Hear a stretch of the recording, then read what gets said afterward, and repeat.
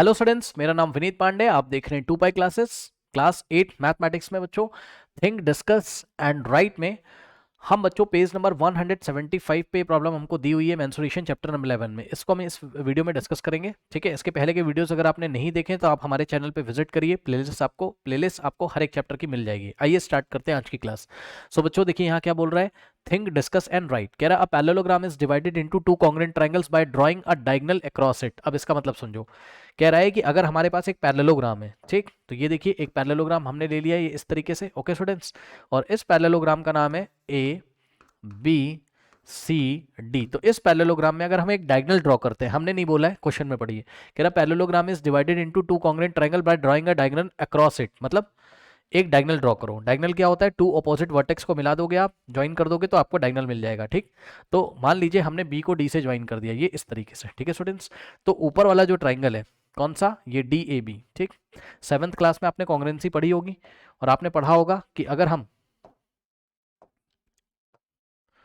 ये हमने क्या किया, बी को डी से ज्वाइन किया। ठीक है स्टूडेंट्स, तो हमारे पास दो ट्राइंगल बन गए। कौन सा? A D B. ठीक, triangle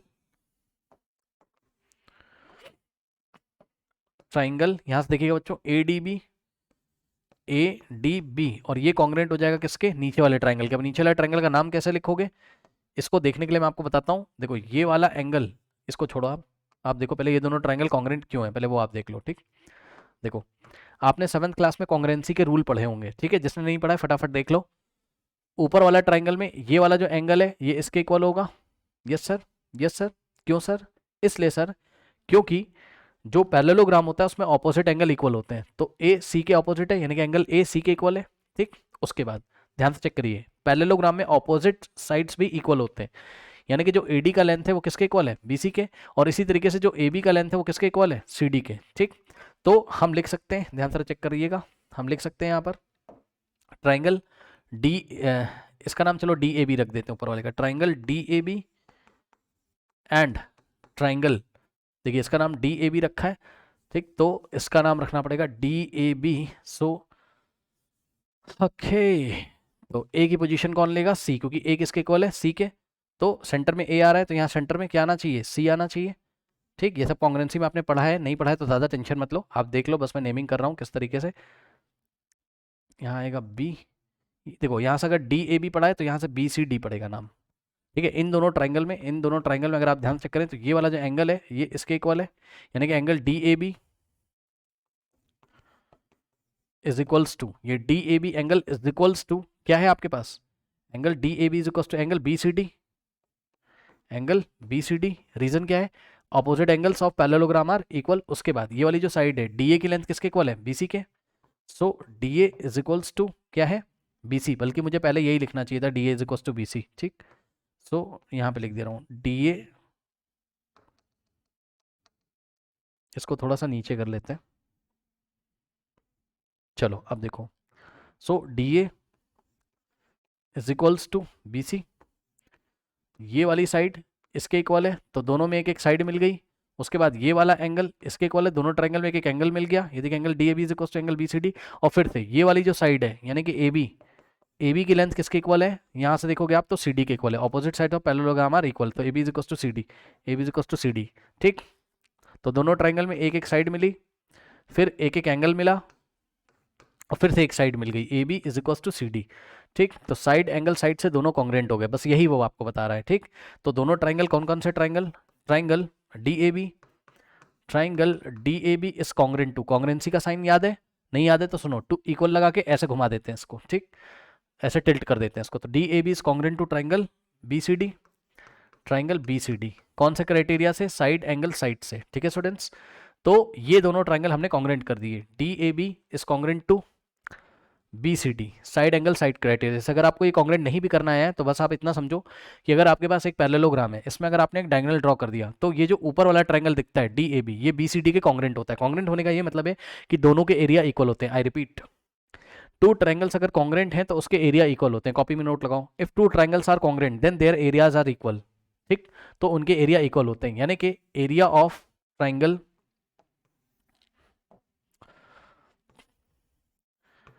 area of triangle D A B is equals to area of triangle BCD। Okay students, ये देखिए, तो इन दोनों ट्राइंगल का एरिया इक्वल हो जाएगा। किसका?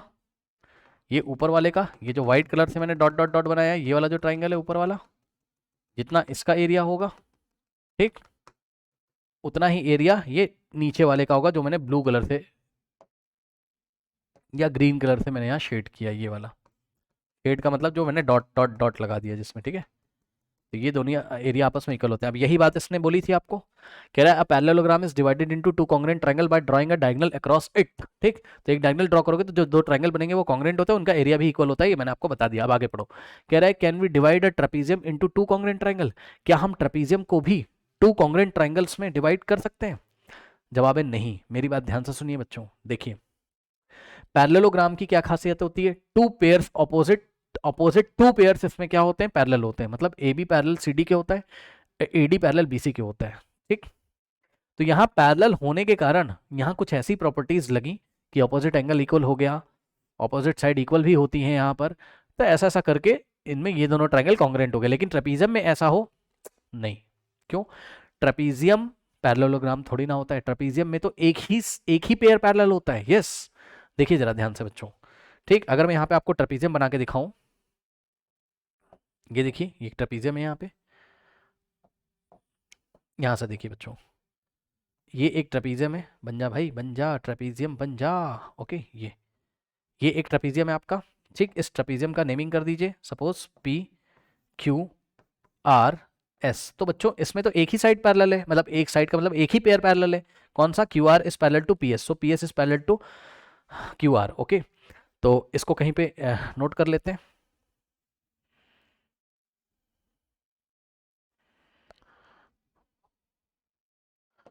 यहाँ पर ओनली क्या हो गया? यहाँ पर only one pair parallel, only one pair parallel, PS QR के पैरेलल है। Only PS is parallel to QR। ये PQ जो है QR के पैरेलल नहीं है। अगर PQ को ऐसा बढ़ाओगे और RS को आगे बढ़ाओगे तो काट देंगे एक दूसरे को, पैरेलल नहीं है। ठीक है ना? बस, तो इसमें अगर हम डायगोनल ड्रॉ करते हैं बच्चों ट्रेपीजियम में, ये देखिए ऐसे हमने डायगोनल ड्रॉ किया। अगर ऐसे आपको नहीं पसंद है तो आप ऐसे भी कर सकते हो। तो क्या ये दोनों ट्रायंगल कॉन्ग्रुएंट हो जाएंगे? नहीं, नो नो सर। क्यों नहीं सर? क्योंकि देखो, क्या ये वाला एंगल इसके इक्वल होगा? सुन लो ध्यान से, सुन लो ध्यान से बच्चे, क्या ये वाला एंगल इसके इक्वल होगा? बताओ बताओ, होगा? नहीं होगा। नहीं होगा। अगर हो भी गया तो क्या ये वाली साइड की लेंथ इसके इक्वल हो जाएगी? नहीं। अगर हो भी गई तो क्या ये वाली साइड इसके इक्वल होगी? बताओ, अब बताओ, क्या ये QR की लेंथ PS के इक्वल होगी? बताओ। कभी नहीं। ये देखने में छोटी लग रही है और ये थोड़ी सी बड़ी है। ठीक, तो कभी इसमें साइड एंगल साइड लग ही नहीं पाएगा। मान लो कि भाई चलो एंगल ये वाला इसके इक्वल हो गया, अरे भाई मान लिया आपकी बात, ठीक, ये वाली साइड इसके इक्वल हो गई तो साइड एंगल तो मिलेगा, साइड एंगल, लेकिन ये वाली साइड इसके इक्वल नहीं होगी, इसलिए साइड एंगल साइड लग नहीं पाएगा, कॉन्ग्रुएंट हो नहीं पाएगा। ठीक, तो ये दोनों ट्रायंगल यहाँ कॉन्ग्रुएंट नहीं है। ठीक, तो हम लिखेंगे ट्रायंगल PQR। देखिए यहाँ पे लिख दे रहा हूँ मैं, छोटा सा समझ जाना। Triangle PQR is not congruent, is not congruent to triangle, is not congruent to triangle PQR, is not congruent to triangle PSR, is not congruent to triangle PSR। ठीक है स्टूडेंट्स, तो बस यानी कि ट्रेपीजियम में अगर आप क्या करोगे, अगर आप एक डायगोनल ड्रॉ करोगे तो टू कॉन्ग्रुएंट ट्रायंगल में उसको डिवाइड नहीं करता है। मतलब समझो, मतलब इसका एरिया कुछ और होगा, PQR का एरिया कुछ और होगा, और यहां पर ये जो नीचे ट्रायंगल बना हुआ है PSR का एरिया कुछ और होगा। यानी कि हम अपनी कॉपी में ये भी लिख सकते हैं, इसके आगे थोड़ा सा आप लिख लीजिएगा, अगर दोनों ट्रायंगल कॉन्ग्रुएंट नहीं है तो उनका एरिया भी इक्वल नहीं होगा। यानी कि area of PQR, area of triangle PQR, और इक्वल लगा के इसको कट कर देंगे। ऐसे इक्वल लगा के कट करते हैं, इसको क्या पढ़ते हैं? Not equal to. तो area of PQR is not equals to, area of PQR is not equals to area of PSR, area of triangle PSR। इस बात का क्या मतलब है? इस बात का मतलब है कि दोनों ट्रायंगल के एरिया आपस में इक्वल नहीं है। Area of PQR is not equals to area of triangle PSR। Okay, समझ गए? तो ये चीज़ है। ट्रेपीजियम का व्हाइट कलर से लिखा है, पैरेललोग्राम का येलो कलर से लिखा हुआ है। अब आपको एग्जाम में आंसर क्या लिखना है वो आप देखो। आपको लिखना है ट्रेपीजियम इज, पहले बताना है कि ट्रेपीजियम कैसा कोऑर्डिनेटर है और पैरेललोग्राम कैसा कोऑर्डिनेटर है। So trapezium is a coordinator with one, यहाँ वो वन ही वन आएगा। ठीक, a trapezium is a quadrilateral with one pair of parallel opposite side। ठीक, तो ट्रेपीजियम में one pair of parallel opposite side होती हैं, ओनली QR PS के पैरेलल है। ठीक, अ parallelogram is a quadrilateral with two pair of parallel opposite side. बल्कि parallelogram में क्या होता है, ये पैरेललोग्राम है, इसमें ए बी सी डी के पैरेलल है और बी सी भी ए डी के पैरेलल है। एक पेयर ये है और दूसरा पेयर ये, एक पेयर में दो साइड्स होती हैं, A B parallel to C D और B C parallel to A D. ठीक, ओके फिर हम लिखेंगे the only thing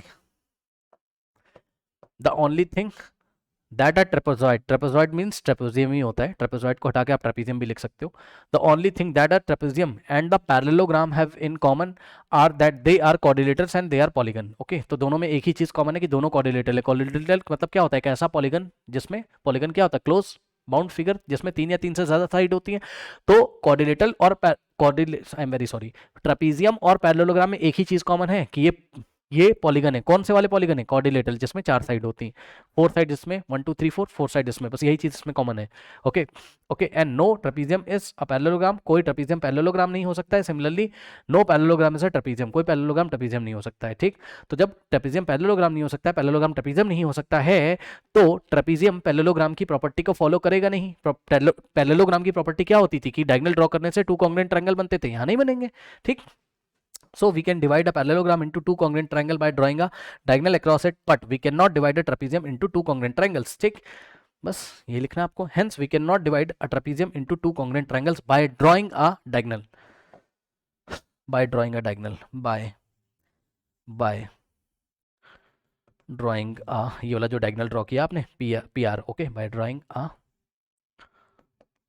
diagonal. Okay, तो आई थिंक आपको ये प्रॉब्लम समझ में आई होगी, नोट कर लीजिए।